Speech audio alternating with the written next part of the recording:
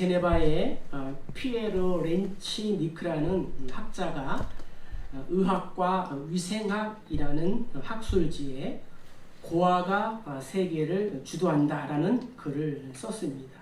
그러니까 역사를 주도하고 주관했던 위인 중에 유독 고아가 많았다는 것이죠. 프랑스의 이 문화 대통령이었던 퐁피두가 고아였고, 루즈벨트 대통령, 또 알렉산더 대왕이 고아였습니다. 시저도 고아였었고, 조지 워싱턴, 나폴레옹, 빅토리아 여왕도 역시 고아였다고 합니다. 파스칼과 데카르트, 바흐, 공자 등도 고아였었고, 이스라엘의 최초의 여성 총리였던 또 이스라엘 건국의 어머니라 불렸던 이 골다 메이어 여사도 고아였다고 합니다. 성경에 야곱과 요셉, 모세, 사무엘도 부모님의 직접적인 영향이 없이 이방 땅에서, 때로는 성전에서 자라났습니다. 6.25 전쟁 이후에 우리나라에도 2만 명이 넘는 고아가 생겨났다고 합니다. 인류 문화사에 영향을 준 이 300명의 위인들이 모두 고아였다는 것입니다. 아이들에게 있어서 부모를 잃어버리는 이 상실보다 더 큰 시련이 또 있을까요? 그런데도 고아가 세계를 주도했다니 얼마나 놀랍지 않습니까? 이 학자가 말하는 핵심은 이것입니다. 고난과 위기가 인물을 만들어낸다는 것입니다. 위기 상황을 돌파하면서 얻게 되는 능력과 힘이 있다는 것입니다. 그래서 이와 비슷한 의미로 스위스의 의사이자 정신의학자인 폴 투르니에는 이렇게 말했습니다. 슬픔이 크면 클수록 그 슬픔이 만들어내는 창조적 에너지는 더 크다. 네, 그렇습니다. 고난은, 위기 상황은 파괴적인 것만은 같지 않습니다. 오히려 창조적인 이 환경을 얻을 수 있는 기회가 되기도 합니다. 고난 속에도 유익이 있습니다. 그래서 고난은 변장된 축복이라는 말도 있지 않습니까? 오늘 본문에 등장하는 이 다윗도 우리와 성정이 똑같은 사람이었습니다. 위기 상황에서 다윗이 보여준 행동을 우리가 살펴보면서 우리의 반면 교사가 되기를 주님의 이름으로 간절히 축복합니다. 자, 먼저 우리 1절을 다시 읽겠습니다. 다윗이 노베 가서 제사장 아히멜렉에게 이르니 아히멜렉이 떨며 다윗을 영접하여 그에게 이르되 어찌하여 내가 홀로 있고 함께하는 자가 아무도 없느냐 하니. 아멘. 성도는 위기 중에도 할 일이 있는데 그것은 무엇이냐? 오늘 본문에 하나님의 집으로 올라가야 한다는 것입니다. 다윗은 고난 중에 제사장을 찾아갑니다. 다윗의 경우를 통해서 성도는 위기 상황 속에서 하나님을 찾고 하나님을 가까이 해야 한다는 것을 우리가 배우게 됩니다. 시편 120편부터 134편까지는 성전에 올라가는 노래라는 소제목이 붙어 있습니다. 이스라엘 백성들은 하나님의 성전에 올라갈 때마다 울며 기쁨과 감사의 찬양을 하며 왔다는 거예요. 사랑하는 성도 여러분, 오늘 거룩한 주일 하나님의 전에 올라오면서 울며 감격과 감사와 기쁨과 즐거움이 있는지 한번 자신을 돌아봤으면 좋겠습니다. 시편 기자는 이렇게 고백합니다. 주의 궁정에서의 한날이 다른 곳에서의 첫날보다 나은즉 악인의 장막에 사는 것보다 내 하나님의 성전에 문지기로 있는 것이 좋사오니라고 고백했습니다. 일천 문제를 드린 이 솔로몬의 기도에 하나님은 이렇게 응답하셨습니다. 이곳에서, 이곳이 어디예요? 성전, 교회. 이곳에서 하는 기도에 내가 눈을 들고 기울이리니 이는 내가 이 성전을 택하고 거룩하게 하여 내 이름을 여기에 영원히 있게 하였습니다. 내 눈과 내 마음이 항상 여기에 있으리라. 하나님의 눈과 하나님의 마음이 성전에, 교회에 있다는 것입니다. 하나님은 우리를 도우실 때에 두려움의 이 요소들을 모두 없애시지는 않습니다. 다만 그 두려움을 이기고 감당할 수 있는 힘을 우리에게 주시는 것입니다. 그래서 내가 변하든지 아니면 환경과 상황이 변하든지 바꾸어지든지, 그래서 이 종말의 시대를 살아가는 우리 성도들에게 있어서의 무기는 바로 이 믿음인 거예요. 믿음. 믿음의 방패를 가지고 있으면 사탄의 온갖 불화살을 막아낼 수 있게 되는 것입니다. 그래서 성경은 이런 믿음의 사람을 세상은 감당할 수 없다라고 고백하고 있는 것입니다. 다윗은 유년 시절부터 철저하게 하나님을 의지하고 살아왔던 사람이었습니다. 하나님이 자신과 함께 하신다는 믿음으로 골리앗과의 전쟁에서도 승리했습니다. 그런 다윗이 도망을 다니고 있는 이 상황이 매우 두려웠습니다. 성경에는 이 두려움이라는 단어가 365번 나옵니다. 그러니까 1년 365일 우리는 날마다 두려운 거예요. 두려운 일이 있는 거예요. 두려움을 피할 수 없는 연약한 사람인 것입니다. 천하무적 골리앗 앞에서도 두려워하지 않았던 다윗이 어쩐 일인지 도망자의 신세, 이 광야의 사막의 이 막막함 앞에서 두려워합니다. 그리고 다윗은 좋은 선택을 합니다. 제사장을 찾아갑니다.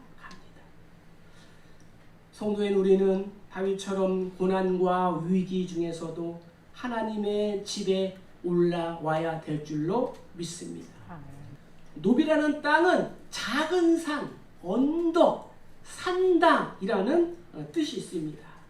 원래 이 높당은 레위 지파에게 분배되었던 제사장의 성읍이었는데 블레셋의 공격으로 말미암아 실로에 있던 장막이 하나님의 성막이 파괴된 후에 여호와의 성막이 이곳으로 옮겨져 오게 되었습니다. 그래서 이 놉은 제사장들이 집단적으로 거주하는 제사장의 성읍이 되었습니다. 원치 않는 상황과 이유로 쫓겨 도망하는 일은 나에게도 얼마든지 일어납니다.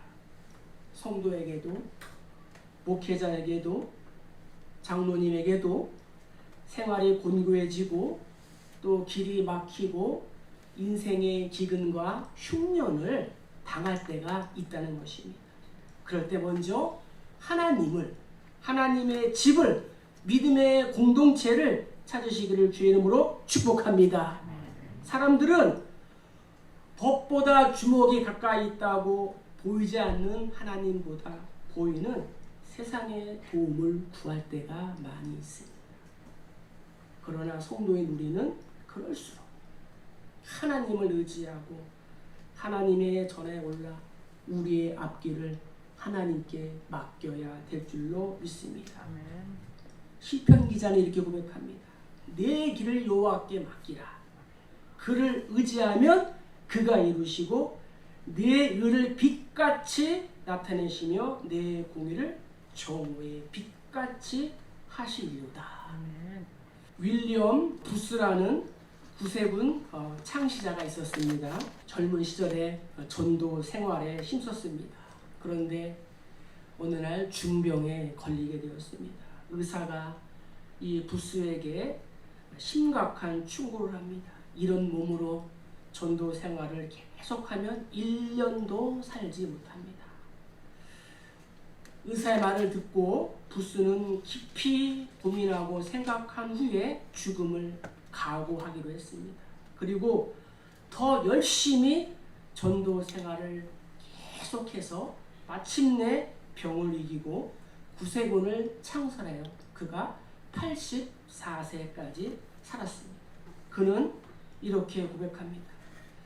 내가 병들었을 때에 의사가 나를 버렸습니다.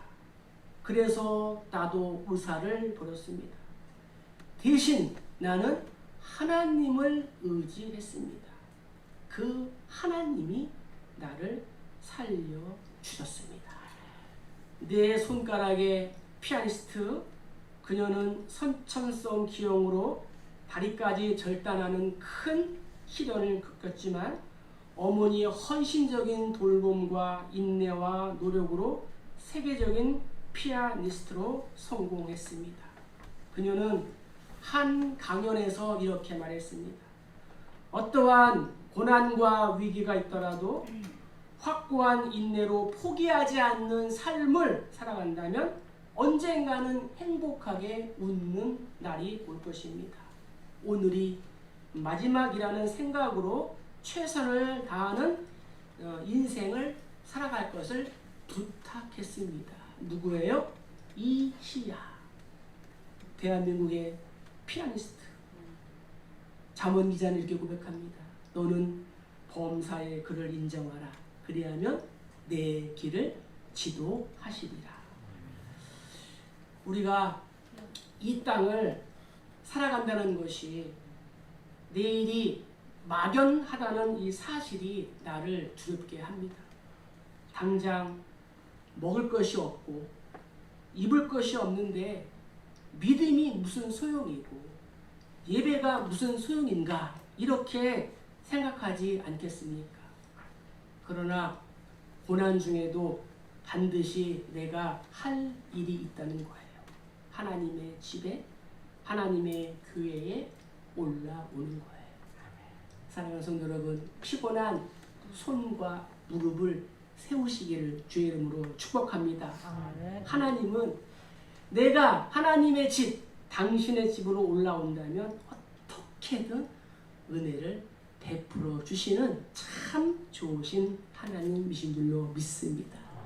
자, 두 번째 우리 2절을 읽겠습니다. 다윗이 제사장 아히멜렉에게 이르되 왕이 내게 이를 명령하고 이르시기를 내가 너를 보내는 것과 내게 명령한 일은 아무것도 사람에게 알리지 말라 하시고 내가 나의 소년들을 이러이러한 것으로 하고 말하였나이다. 아멘. 위기 중에도 내가 할 일이 무엇이냐? 두 번째는 진실한 삶을 살아야 한다라고 오늘 성경은 우리에게 말씀해 주고 있습니다. 인간은 위급한 상황을 만나면 그 위기를 모면하기 위해서 본능적으로 그리고 순간적으로 거짓말을 하게 됩니다. 인간은 본래 죄성을 가지고 태어났기에 얼마든지 거짓말을 할 수가 있습니다. 본문에 등장하는 다윗을 보세요. 그토록 하나님 앞에서 의롭고 하나님과 교제하며 동고동락했던 그가 미리 준비라도 했듯이 신기하게 거짓말을 하는 거예요. 자신을 영접하는 아히멜렉에게 제사장에게 이렇게 말하는 거예요. 왕이 내게 이를 명령하고 이르시기를 내가 너를 보내는 것과 내게 명령한 것은 아무것도 사람에게 알리지 말라. 내가 나의 소년들을 이러이러한 곳으로 오라고 말하였나이다. 거짓말로 다윗이 이 순간의 위기를 모면하려고 했습니다. 그러나 그 거짓말은 이후에 하나님의 제사장 85명이 죽는 대참사로 이어지게 되었습니다. 다윗도 자신의 거짓말로 그런 비극적인 이 결과를 초래하게 될 줄은 꿈에도 몰랐을 것입니다. 우리도 생활 가운데 얼마나 많은 거짓말을 합니까? 일터에서 거짓말을 하고 때로는 또 상사로부터 그 거짓말을 요구받을 때가 있습니다. 위기 상황을 모면하기 위해서 농담 속에서도 우리가 거짓말을 할 수가 있다는 거예요. 혹시 습관적으로 하는 거짓말이 있습니까? 성경은 십계명을 통해서도 이 거짓을 금하고 있습니다. 내 이웃에 대하여 거짓 증거하지 말지니라. 다윗의 경험을 나의 반면 교사로 삼아야 합니다. 우리 이렇게 기도하면 좋을 것 같아요. 하나님, 두려울 때에 거짓말로 위기를 모면하는 것이 아니라 성령님을 의지하게 도와주시옵소서. 예수님을 나의 피난처, 나의 도피성으로 삼도록 도와주시옵소서. 이렇게 기도하실 축복합니다. 사랑하는 성도 여러분, 이 거짓말은 사탄의 영역입니다. 너희는 너희 아비 마귀에게서 났으니 너희 아비의 욕심대로 너희도 행하고자 하느니라. 그는 처음부터 살인한 자요 진리가 구속이 없으므로 진리에 서지 못하고 거짓을 말할 때마다 제 것으로 말하나니 이는 그가 거짓말쟁이요 거짓의 아비가 되었습니다. 아멘. 거짓의 아비가 누구예요? 사탄이에요. 사탄. 근데 거짓말을 자주 하면은 사탄 마귀의 자녀가 되는 거예요. 하나님은 정직하게 행하는 그러한 자에게 복을 주시겠다고 시편을 통하여 우리에게 약속하셨어요. 여호와 하나님은 해요 방패이시라. 여호와께서 은혜와 영광을 주시며 정직하게 행하는 자에게 좋은 것을 아끼지 아니할 것입니다. 믿습니까? 그래요. 로버트 루이스 스티븐슨이 쓴 소설이 있습니다. 이 책이 이제 영화로도 나왔는데 여러분들도 잘 알 거예요. 지킬 박사와 하이드라는 그런 책이 있습니다. 책의 내용은 이런 거예요. 한 마을에 매우 착하고 선한 지킬 박사가 살고 있었습니다. 사람들은 그에 대하여 많은 칭찬을 했어요. 그런데 하루는 마을에 끔찍한 살인사건과 유괴 사건이 날마다 발생했고 범인은 잡히지 않았습니다. 그러다 어느 날 드디어 범인의 단서를 찾아내게 됩니다. 그것은 다름이 아니라 한 사람이 지팡이에 맞아 죽었는데 범행에 쓰인 이 지팡이가 발견되었던 것이에요. 그리고 이 지팡이는 어떠한 변호사가 이 지킬 박사에게 준 선물이었습니다. 이 사실을 안 경찰들이 어디로 갔겠어요? 지킬 박사의 집으로 갔어요. 그러니까 그는 하이드의 옷을 입은 채 자살한 채로 발견되었다고 합니다. 지킬 박사와 하이드는 같은 사람, 동일 인물이었다는 거예요. 우리 인간에게 선과 악, 양면이 존재합니다. 이중 인격의 대명사가 바로 지킬 박사와 하이드라는 거예요. 즉 우리 모두는 누구든지 위선자와 이중 인격자로 전락할 수가 있습니다. 그렇기 때문에 성도들은 위선과 거짓을 경계하고 선한 양심을 가지고 살아야 합니다. 말씀과 기도로 자신의 내면을 살피고 구별되고 거룩한 삶을 살아야 합니다. 우리가 거룩해지는 방법은 말씀과 기도밖에는 없는 거예요. 다윗은 제사장을 안심시키며 말했습니다. 나는 왕의 심부름으로 온 것뿐입니다. 조금 후에 내 친구들이 올 텐데 먹을 음식이 조금 필요합니다. 여기에서 내가 기억해야 할 중요한 것 한 가지가 있습니다. 오늘 내가 하나님의 성읍, 하나님의 집, 하나님의 교회에 왔는데 돈도 없고 떡도 없을 수 있습니다. 당장 드릴 헌금도 없을 수도 있습니다. 실패하고 낭망하여 줄인 내 뱃속을 먼저 채워야 한다는 생각을 할 수도 있습니다.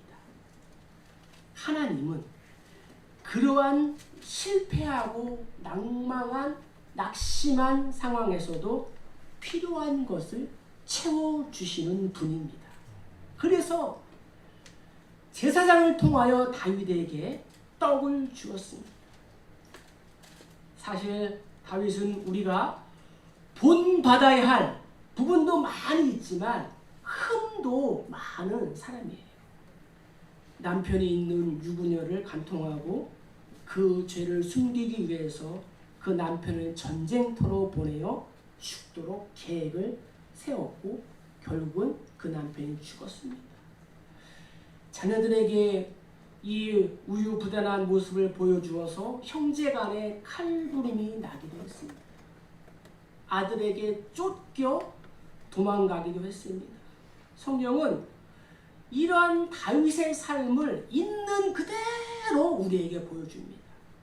그리고 오늘 성경은 우리에게 이렇게 소리치고 있는 거예요. 너의 있는 모습 그대로를 보여주어라. 그래서 유진 피터슨이라는 학자는 이렇게 말합니다. 다윗의 삶은 이상적인 삶이 아니라 있는 그대로의 삶이다. 내 자신이 하나님 앞에서 추하고 더러운데 그렇지 않은 듯 꾸밀 필요가 없다는 거예요. 내가 꾸미면 꾸밀수록 나의 영성은 더 타락해집니다. 하나님은 나의 상하고 통해하는 마음을 기쁘게 받아주신 줄로 믿습니다. 내 모습 이대로 주 받아주소서. 날 위해 돌아가신 주 날 받아주소서. 길국인 코로나19로 실패와 낙심, 무너지고 힘들었던 내 자신의 모습, 신앙의 모습, 생활의 모습들이 이 하나님의 집에서 회복되어야 할 줄로 믿습니다. 그동안 내 안에 두껍게 껴입고 있었던 이 위선과 거짓과 불안과 두려움의 옷을 다 훌훌 다 털어버리고 벗어버리고 회칠한 무덤과 같았던 내 삶을 하나님 앞에 모두 내려놓고 새롭게 회복하고 새롭게 시작하시기를 주님의 이름으로 간절히 축복합니다. 자, 이제 마지막으로 우리 4절을 한번 읽겠습니다. 제사장은 다윗에게 대답하여 이르되 보통 떡은 내 수중에 없으나 거룩한 떡은 있나니 그 소년들이 너를 가까이만 하지 아니하였으면 주리라 하는지라. 아멘. 9절 제가 읽겠습니다. 9절도 보면요. 제사장이 이르되 내가 엘라 골짜기에서 죽인 블레셋 사람 골리앗의 칼이 보자기에 쌓여 에봇 뒤에 있으니 내가 그것도 가지려거든 가지라. 이웃에게 선을 베풀어야 한다는 거예요. 내가 잘 나갈 때? 아니요. 위기 중에도 이웃에게 선을 베풀어야 한다라고 성경은 말씀하고 있습니다. 하나님의 사랑과 이 이웃사랑은 하나님께서 우리에게 명령하신 최고의 법입니다. 그래서 사랑은 율법의 완성이라고 말하고 있습니다. 예수님도 다윗에게 선을 베푼 이 아히멜렉의 행동을 칭찬하셨습니다.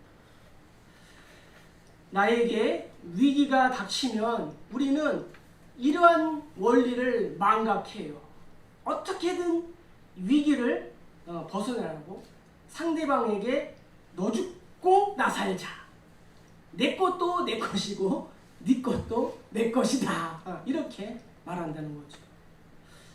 물론 우리가 의도적으로 상대방에게 해를 끼치려고 하지는 않겠지만 상대방의 이 상황과 또 이 환경을 생각하고 배려 하지 않으면 그럴 수 있다는 거예요.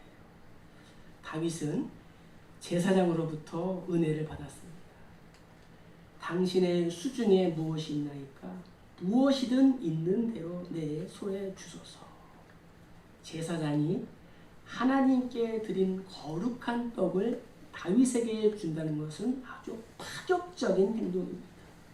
오늘도 우리가 하나님의 집에 올라오면 하나님은 이 당신의 거룩한 집, 거룩한 상에서 가져온 그 떡까지도 나를 위해 주시려고 준비하시는 분이심을 믿습니다. 이 떡은 생명의 떡이에요. 이 생명의 떡이 바로 길과 진리와 생명 되신 예수님이심을 믿습니다. 그래서 우리가 위기 중에도 해야 할 일이 무엇이에요? 우리가 선을 행하되 낙심하지 말지니 포기하지 아니하면 때가 이름에 거두리라. 그러므로 우리는 귀에 있는 대로 모든 이에게 착한 일을 하되 더욱 믿음의 가정들에게 할지니라. 아멘. 우리는 기회가 있는 대로, 이 원래 뜻은 우리가 기회를 만들어서 이웃에게 선을 베풀라는 거예요. 이 정확한 뜻은 베드로도 말합니다. 너희가 이방인 중에서 행실을 선하게 가져 너희를 악행한다고 이 비방하는 자들로 하여금 너희 선한 일을 보고 오시는 날에 하나님께 영광을 돌리게 하려 함이라. 한 가지 예화를 들고 말씀을 정리하려고 합니다.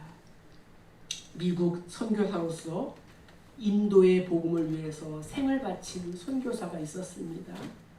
그는 89세에 뇌출혈로 반신불수가 되었습니다.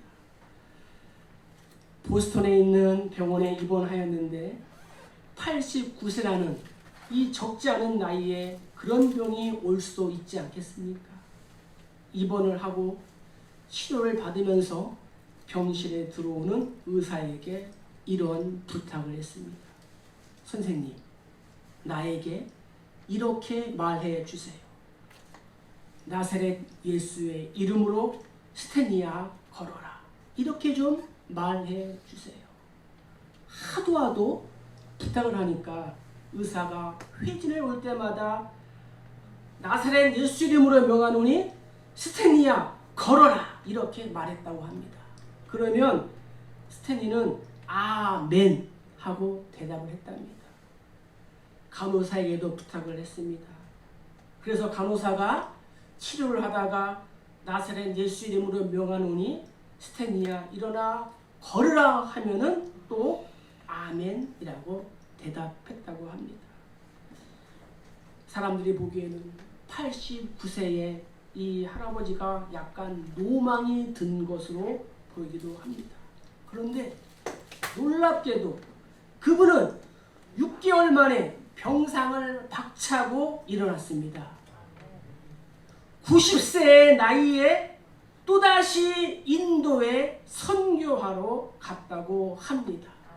그래서 50년 넘게 인도에서 사역을 했습니다. 타임지에서 선정한 세계에서 가장 위대한 선교사 스탠리 존스 선교사였습니다.